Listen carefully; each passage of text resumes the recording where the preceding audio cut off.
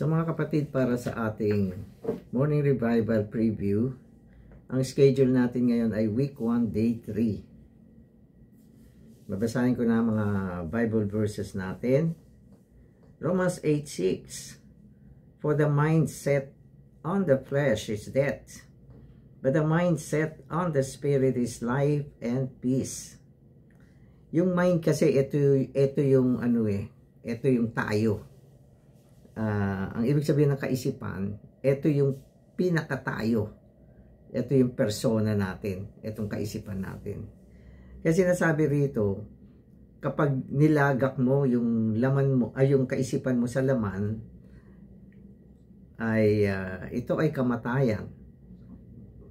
Subalit ang kaisipan na nailagak sa espiritu ay buhay at kapayapaan. No, kaya kung saan nandun yung mind mo, doon ka nandun. Kasi yung mind natin, ito yung pinaka-persona natin. Ito yung pinaka kung ano tayo, kung sino tayo. No, yan yung mind natin. No, kaya kailangan mag-ensayo tayo na ang ating kaisipan ay palagi nating ilagak sa espiritu.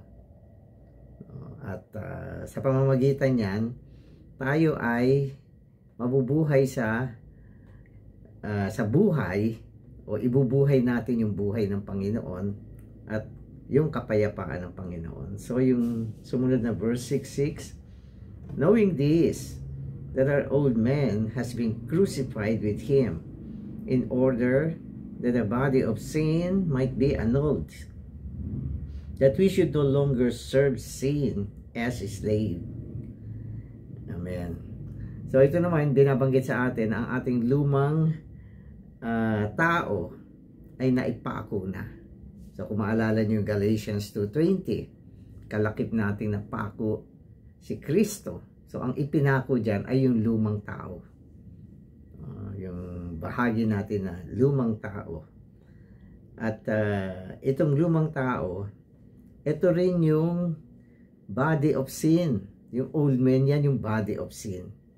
Na pinako, no, at sinasabing tinerminate na, upang sa pamamagitan nito hindi na tayo maglingkod sa kasalanan bilang alipin ng kasalanan.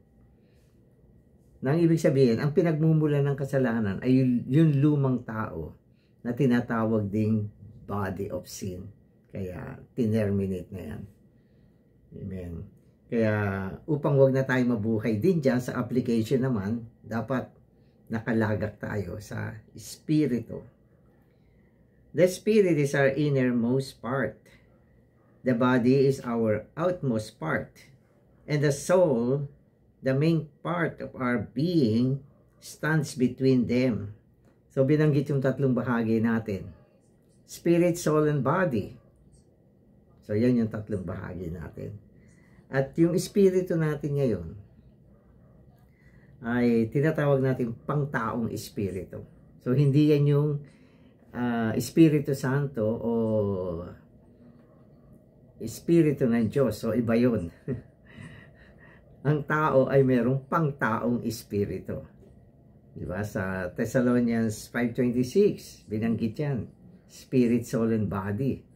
Ng tao ay binubuo ng tatlong bahagi: espiritu, kaluluwa, at katawan.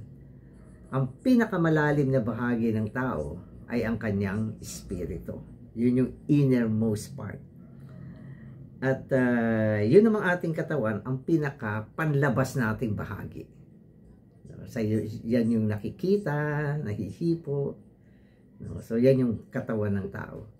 At sa pagitan naman yan yung tinatawag na kaluluwa.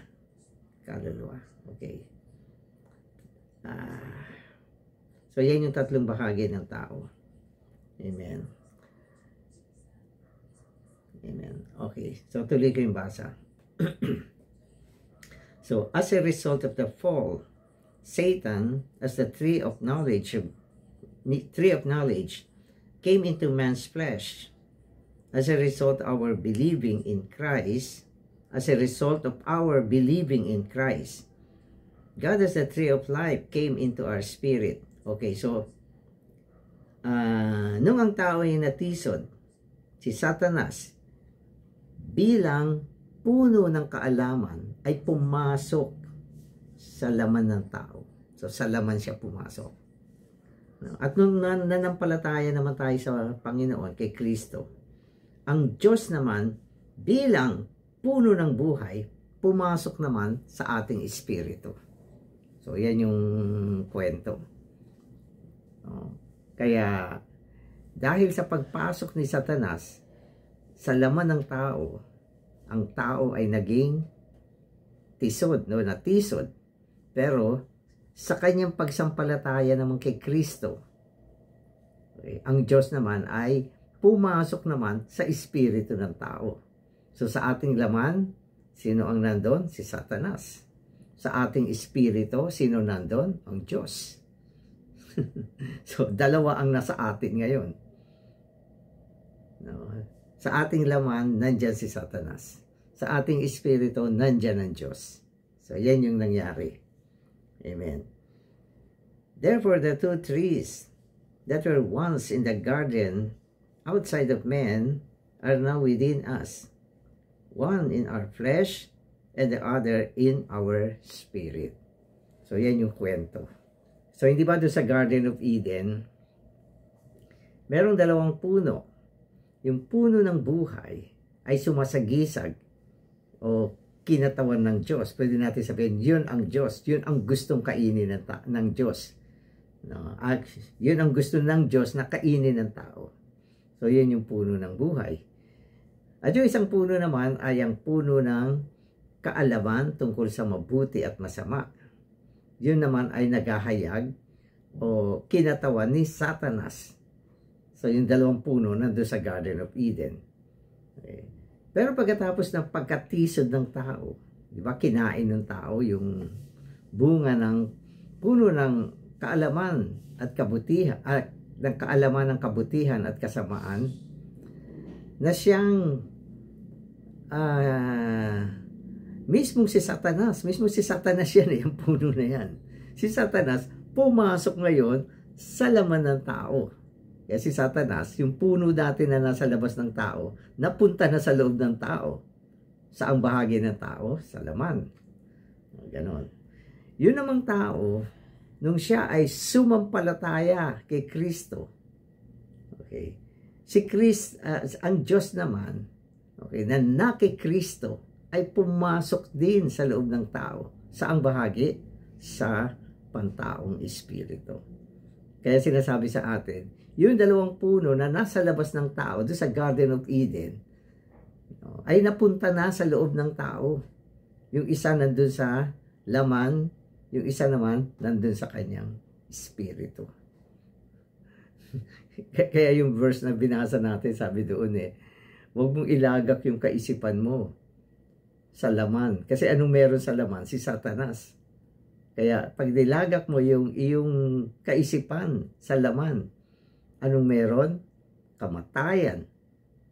Okay, kamatayan. Si Satanas kasi kamatayan yan Subalit kung nilagak mo siya sa espiritu, no? Kasi yung espiritu ng isang believer ay pinaghalong espiritu na. Pag nilagak mo yung iyong kaisipan sa espiritu, anong meron? Buhay at kapayapaan. Kaya ito yung verse na binasa natin kanina. Pero mas naiintindihan natin ngayon. Amen. Okay, so if we read Romans 7 carefully, we will see that Paul said in his flesh, nothing good dwells, only sin. Sin is actually the evil nature of Satan. To say that sin dwells in our flesh means that Satan, the evil one, is in our flesh. Malinaw naman siya. Sinabi ni Paul sa Romans 7, sa laman niya, walang mabuting nananahan, kundi ang kasalanan. So mapapansin nyo, yung salitang kasalanan dito, nung binanggit ni Paul, singular siya. Kasi minsan sa Biblia, binabanggit ang sins with S, plural. Yon ay tumutukoy sa mga gawa ng kasalanan. pangangalo niya, pagsisinungaling, pagdadakaw, no, lahat ng mga kasalanan ay sins, plural, maramihan. Pero dito sinabi ni Paul, sa kanyang laman ay nananahan ang kasalanan, singular. At yung kasalanan dito, tumutukoy sa kalikasan ni Satanas. No? At pag sinabi mong nandyan sa laman yung kalikasan ni Satanas, para mo na sinabi, andyan si Satanas. No? Kaya singular siya. Kasalanan yon, tumutukoy sa nature ni Satanas. No? Kaya sa ating laman, anong meron? Kasalanan. At mula dyan sa singular na kasalanan na nature na yan, nakakagawa ang tao ng mga kasalanan. Ang pinanggagalingan ng mga kasalanan ay yung laman na kung saan nandoon si Satanas. Kaya dalawang uri ng pagkabanggit ang kasalanan sa Biblia. Isang sin without S, singular, yan ay si Satanas. At isa naman ay sins, letter S, plural. Yan naman ay mga nagagawang kasalanan ng tao. Amen. So, dinagdag ko lang yun. Amen. Okay, so Romans 8:16 naman. Romans 8:16, a verse which proves that God is in us, says that the Spirit of God witnesses with our spirit. Oh, yun naman. So, ito naman ay isang katibayan na ang Diyos naman ay nasa espiritu natin. Na kung saan sinasabi na ang espiritu ng Diyos ay sumasaksi sa ating espiritu. So, dalawang espiritu rito. Yung isa, capital letter S, espiritu ng Diyos. Yung isa naman ay small letter S, espiritu ng tao. Sino sumasaksi? Yung espiritu ng tao. Isinasaksi niya ang espiritu ng Diyos, na ang ibig sabihin, nasa kanya ang espiritu ng Diyos. Siya yung pinananahanang lugar ng espiritu ng Diyos. Yung laman naman ay pinananahanang lugar ni Satanas. Yun namang ating espiritu ay pinananahanang lugar ng Diyos. Kaya bilang mga believer, kailangan malinaw tayo. Dalawang bagay ang nasa atin ngayon. Si Satanas sa ating laman. Ang Diyos sa ating espiritu. Kaya yung binasa nating verse, yung kaisipan ng tao, dapat nakalagak sa espiritu kung saan may buhay at kapayapaan. Pag ang kaisipan ng tao ay nakalagak sa laman, andyan ang kamatayan. So ano ba yung kamatayan na yan? hindi naman physical yan. Yan yung mga kamatayan na ibig sabihin, nadadala ka sa kadiliman. Nadadala ka sa sitwasyon na hindi ka masigla. Nadadala ka sa sitwasyon na parang nanghihina ka sa mga bagay ng Diyos. Wala kang gana. At sa sitwasyon na yan, na kung saan ang kaisipan ay nakalagak sa laman, madali kang magkasala. Madali kang maligaw, malayo ang puso mo sa Diyos. At marami kung ano-ano na mga sinasabi nating bunga ng kamatayan. Yan ay mga byproducts of death. Walang gana, wala sa mood, malungkot ang buhay, puno ng depression, at maraming kapighatian, nagiging matampuhin, na-offend, at nagsasabi ng kung ano-anong hindi mabuting bagay. Kuminsan pati sa church, nagsasalita ng kung ano-anong mga hindi tamang bagay pagka nasa laman. Ano-ano sinasabi. Hindi mo naisip yung church pipintasan mo, katawan ni Kristo yan. Pinananahan ng lugar ng Diyos yan. Pero wala tayong magawa Pag ang tao nasa laman. No? Ang ibig sabihin ng nasa laman, yung kaisipan niya nakalagak sa laman. So yun yung pag ang tao ay nasa laman, negative siya. Negative na negative. Kaya yung church life dapat sinasagawa siya sa espiritu. Amen.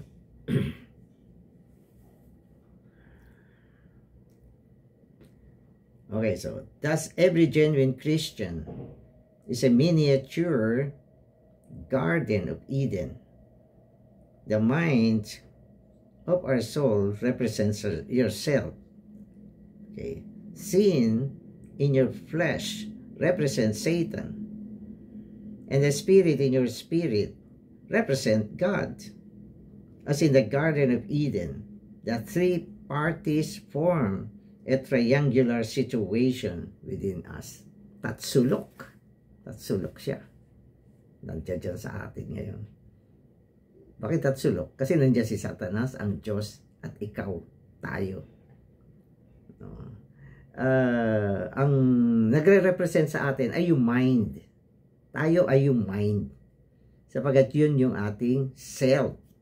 Yun yung pangunahing bahagi ng kaluluwa ng tao. Kasi ang kaluluwa ng tao ay binubuo ng tatlong bagay. Kaisipan, damdamin, pagpapasya. Yung kaisipan ang pinaka-leading part ng soul. No? At yun tayo, yung kaisipan. Di ba ang tao ay nire-represent ng kanyang kaisipan? Alam nyo ba yun?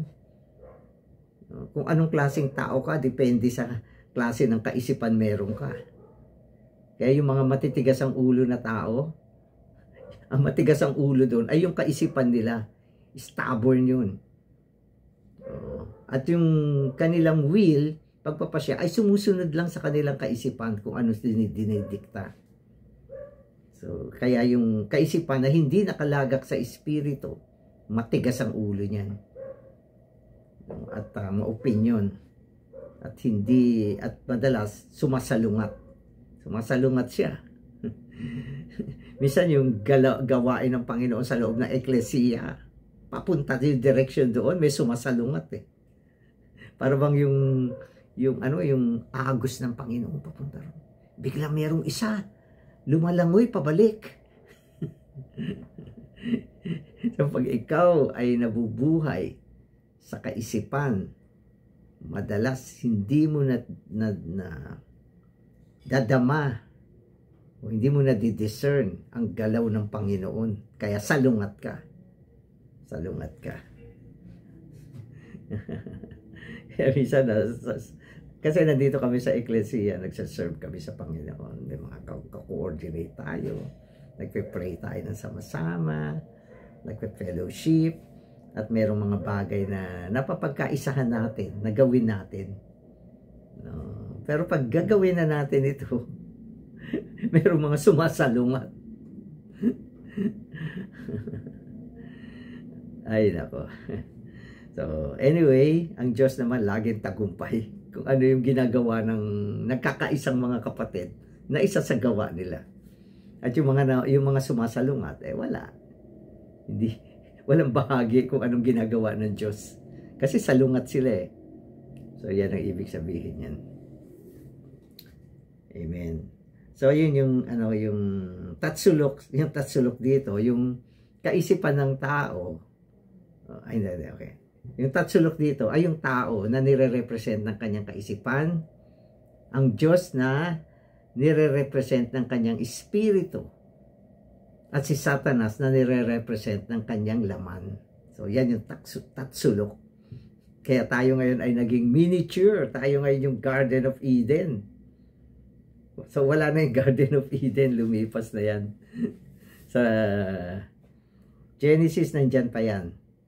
Pero yung Garden of Eden, naging yung tao na ngayon. Nandito na yung Tree of Life. Sa Espiritu. Nandyan na yung Tree of the Knowledge of Good and Evil. Yung complicated na puno. Na si Satanas. Na lagi sumasalungat sa mga bagay ng Diyos. Andyan siya.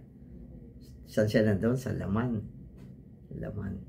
Kaya ang laman ay complicated. At ang Diyos naman ay nasa espiritu natin. Diba? So, kaya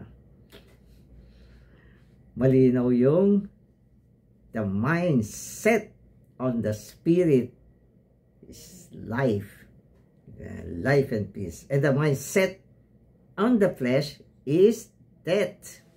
Tandaan natin yan. Amen. So today's reading, our body, which contains our inner being, was created a pure, clean, and good vessel. But one day God's enemy came in to inject himself into man by the way of man's eating. Man ate of the tree of the knowledge, and the actuality and reality of that tree got into man's physical body.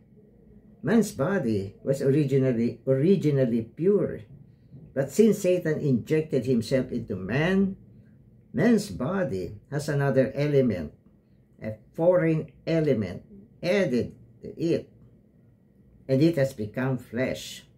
Thus the flesh has two elements, one element created by God, and another element, the element that is Satan himself. By this we can see that something strange, something foreign, something is strange, something other than God's creation got into man's body, created by God. So ngayon malalaman natin yung term na flesh, kung paano siya nabuo. Yung flesh dito, kasi sa Tagalog ginagamit natin ay laman. Hindi ito yung meat, hindi ito yung karne ng katawan. Kasi minsan yung flesh, sinasabi natin, ayun yung laman na physical. Hindi yan tumutukoy sa physical. Itong flesh na ito ay iba ang meaning. So, ganito siya. Noong nilikha ng Diyos yung katawan ng tao, pure siya, dalisay. Kasi galing sa paglikha ng Diyos, nilikha niya yung katawan ng tao na dalisay. Kung natatandaan nyo, sa Genesis kasi, yung katawan ng tao nanggaling sa alabok.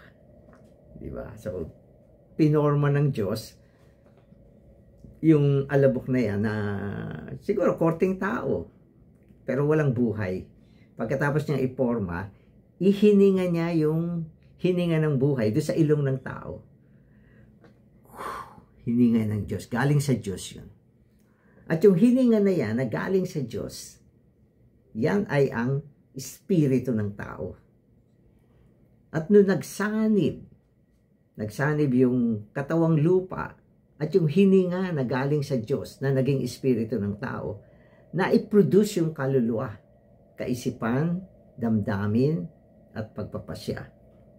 Kaya naging tatlong bahagi siya. So, yan yung history ng creation. Dito, pinag-uusapan natin yung body na nilikha ng Diyos. Pure yan kasi ang Diyos ang naglikha niyan. So, subalit, doon sa Garden of Eden, okay, kinain ng tao yung bunga ng kaalaman, ng mabuti at masama, na walang iba kundi si Satanas mismo. Kaya yun yung sinasabi natin na si Satanas ay naiturok sa katawan ng tao. Naiturok siya sa katawan ng tao. At itong si Satanas, kasama ang kanyang kalikasan, ay naihalo sa katawan ng tao. Kaya ang katawan ng tao, dahil sa pagkatisod, nagkaroon ng dalawang elemento. Yung isang elemento ay yung katawan ng taong nilikha ng Diyos, pure yun. Yun namang isang elemento, ito yung elemento na naiturok sa katawan ng tao, na walang iba kundi si Satanas. Yun ay hindi nilikha ng Diyos, na idala lang siya dun sa katawan ng tao, na ihalo siya ron. At dahil sa paghahalo, yun ay tinawag na laman. Yun ay laman. Kaya ang tao ay tinawag na laman nung siya ay natisod na. Bago siya natisod, hindi siya tinatawag na laman. Siya ay tinatawag na kaluluwa. Kaluluwa. Hindi ba sinabi sa Genesis, pagkatapos likhain ng Diyos ang tao, siya ay naging buhay na kaluluwa. Pero nung siya ay natisod na, di ba? Sa Genesis din, tinignan ng Diyos ang tao. Sabi niya, ang tao ay laman na. Kaya yan yung sinasabi nating laman. yung katawan ng tao na nahaluan ng isang elemento na hindi naman nilikha ng Diyos. Ang nilikha ng Diyos, yung katawan, pure yun. Kaya lang naihalo. Kaya yung paghahalo na yan, ginamit yung term na naging laman. So, naintindihan na natin ano ba yung laman. Pero, hindi lang yan. Hindi lang yan.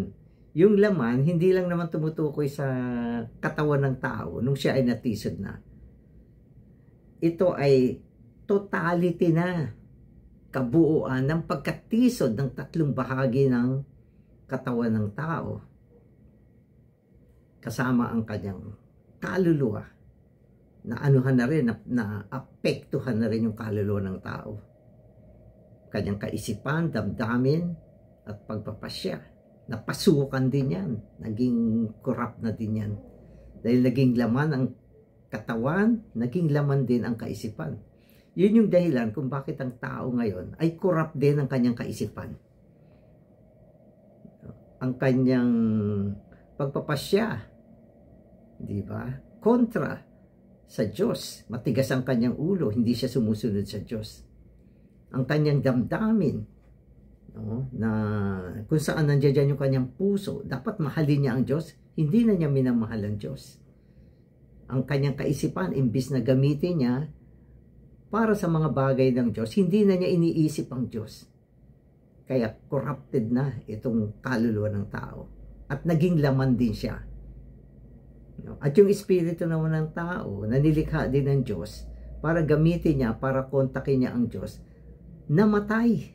Hindi nawala, namatay. Patay, ang ibig sabihin ng patay, nawala yung function niya. Nawala. Kaya lang, nung nanampalataya tayo, ang na-revive, yung espiritu lang natin. Sapagkat ang espiritu ng Diyos ay nanahan doon sa pantaong espiritu. Kaya ang espiritu ay nabuhay na muli. Naging active uli siya. Kaya ang isang bahagi lang natin na pwede mong pagkatiwalaan, asahan, ay ang espiritu ng tao. Kung siya ay naligtas, ang espiritu niya ay naging pinaghalong espiritu. No? Pero ang kanyang laman ay ang kanyang katawan, impure, may halo na. Ang kanyang kaisipan, no, ay hindi rin ganap na natamo ng Diyos, bagamat siya ay nanampalataya.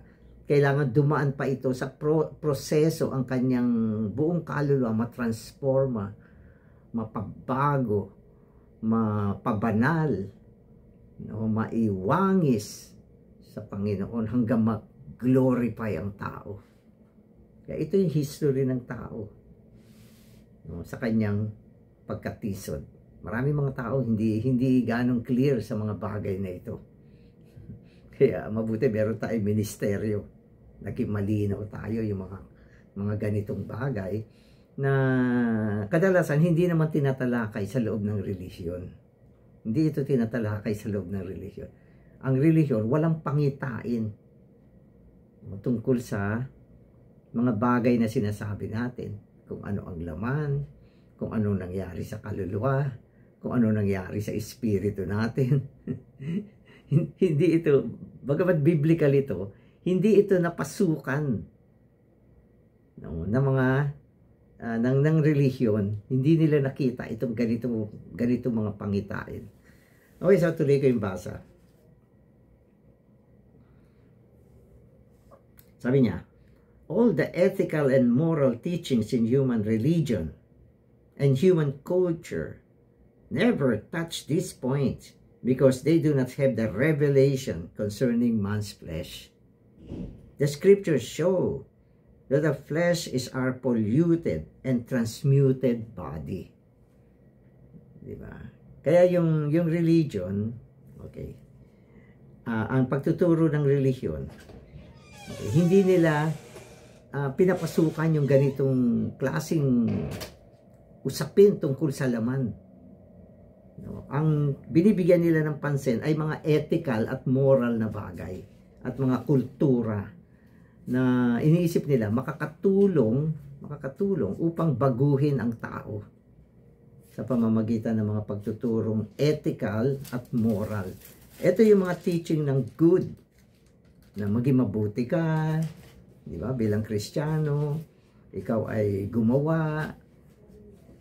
So yan yung sinasabi ng relihiyon. Hindi nila nakita ng ganap na itong katawan ng tao at itong tao na natisod ay naging laman, na si Satanas ay nandyan na. Kaya maging ang mga pagtuturo ng ethical, moral, hindi niya kayang baguhin yung laman. Kasi nandun si Satanas eh. Maski naturuan mo siya ng mga kabutihan, hindi mo na siya mababago. Kasi mixture na yan eh. Mixture na yan. At minsan yung laman, hindi lang siya masama, gumagawa rin siya ng mabuti, kaya nakakalito na siya. Kaya importante, magkaroon ang tao ng pangitain tungkol sa laman upang maintindihan niya. So, Romans 6:6 tells us that our body today is the body of sin. It is not the body of righteousness. Romans 7:24 says that our body is the body of this death. Sin is the husband and death is the wife. They never have a divorce. Sin surely loves death, and death is all the time submitted to sin. Our body is a body of sin and death. Do you love your body? We need to buffet our body. Ito yung sinasabi natin. Amen. So yung katawan ng tao ay tinawag na body of sin. Body of sin. Kasi hindi siya, dahil ano na siya, fallen na siya, naging laman na siya, kaya body of sin na siya. Kaya yung binabanggit natin kanina, yung nature ni Satanas ay nature ng kasalanan. At ito ay naiturok sa katawan ng tao. Kaya ang katawan ng tao ay naging body of sin. No? Tapos sa Romans 7:24 naman, tinawag siyang body of death. Isang katawan ng kamatayan. Kasi ang bunga ng kasalanan ay kamatayan. No? Ang ibig sabihin, ang kasalanan ay nagre-resulta ng kamatayan. Kaya dumating yung kamatayan sa tao. Kaya kung natatandaan nyo, sa Genesis, sabi ng Diyos, kapag kinain mo itong punong kahoy na ito, siguradong mamamatay ka.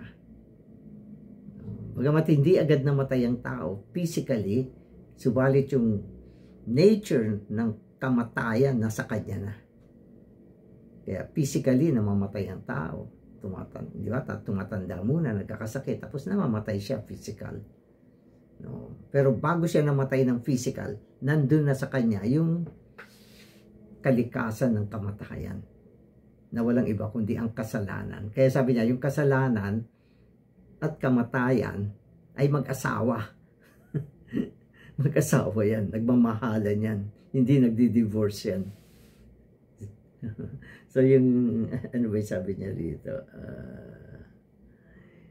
Yung sin, mahal niya yung kamatayan. At yung kamatayan ay nagsasabit, nagpapasakop sa kasalanan. Kakaawa ang sitwasyon.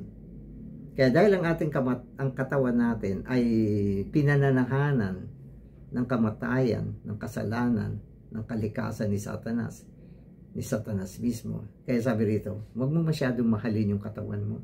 O huwag mo na mahalin talaga. Sapagkat yan ay lugar na tinatawag na laman. Hindi naman ibig sabihin na patayin mo siya. O mali din naman yung physically parusahan mo yung iyong katawan. Okay, wait. Nalobat na pala siya.